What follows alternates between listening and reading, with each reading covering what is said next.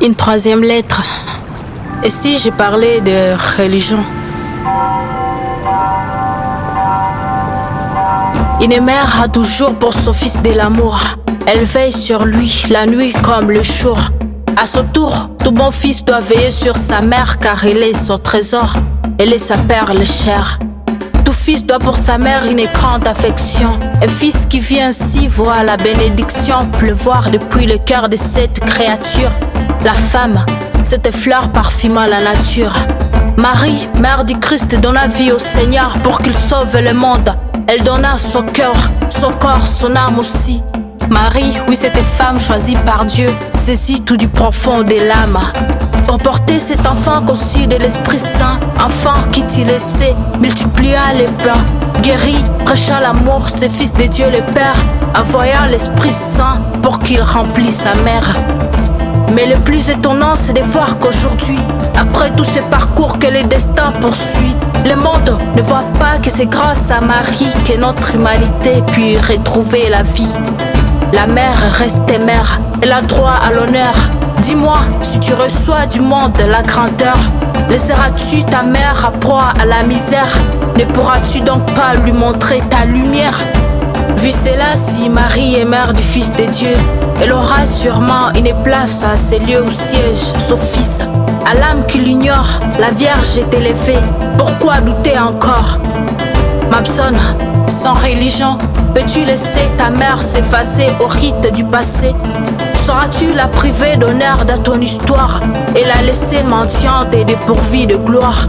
À cœur ouvert, Mabson, ta mère est une fleur qui t'a donné la vie, qui t'a donné son cœur.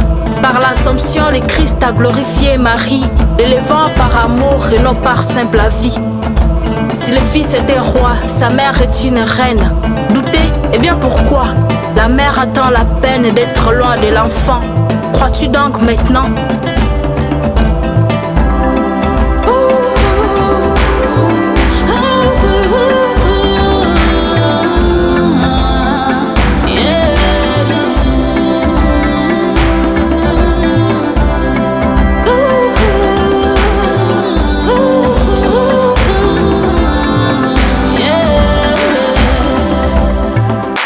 Je te salue Marie, la grâce est avec toi, avait dit l'ange, et non.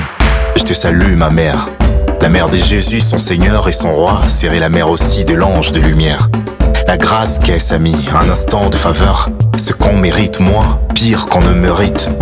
La grâce sur Marie de porter le Sauveur ne fait pas d'elle archange, et tu connais la suite. À Cana, quand Marie dit « ils n'ont plus de vin », pour répondre au futur Jésus-Christ la fit taire.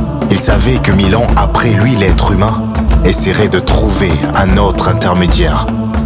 C'est arrivé, l'humain s'est créé d'autres dieux. C'est arrivé, l'humain leur donne son visage. Il ne cherche plus Dieu, n'implore plus les cieux. Sa conscience il a mise enfermée dans la cage. À son image, Dieu créa l'homme et les siens. L'homme lui donne à Dieu ses forces, ses faiblesses, ses sentiments d'alors et ceux des temps anciens. Et Dieu murmure à l'homme, écoute, tu me blesses. Marie sans Jésus-Christ ne vaut rien, le sais-tu. Porter en elle Dieu ne la rend pas déesse. Qui l'a pris pêche, qui croit trouver le salut, par elle perd la vie si tu l'as fait donc. Cesse, ami, de penser que Dieu s'est compromis en faisant de Marie cet autre véhicule. Dieu fait tout ce qu'il veut, mais voit ses ennemis se battre jour et nuit pour que l'homme recule. Quand à Jérusalem, Jésus montait glorieux, un ânon lui servit de divine monture. Les pagnes, les rameaux, pour le prince des cieux, furent étalés qui les foula, l'âne endure. Endure, crois, ami, sans Christ Marie n'est rien. Elle est faite de chair, de sang, elle est faite. Sa foi dont la parole est ce qui fait le lien de rédemption, et non Jésus-Christ qu'elle allait. Si Marie n'avait cru, perdue elle le serait. Elle est enfant de Dieu pour s'être repentie. Elle donna sa vie à Jésus, le secret de toute rédemption.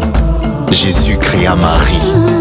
La chair née de la chair et l'esprit de l'esprit. Marie, mère porteuse et dit Seigneur servante, adore le Seigneur au nom de Jésus-Christ. Dieu seul vaut qu'on le prie, Dieu seul vaut qu'on le chante. Aïe, oh.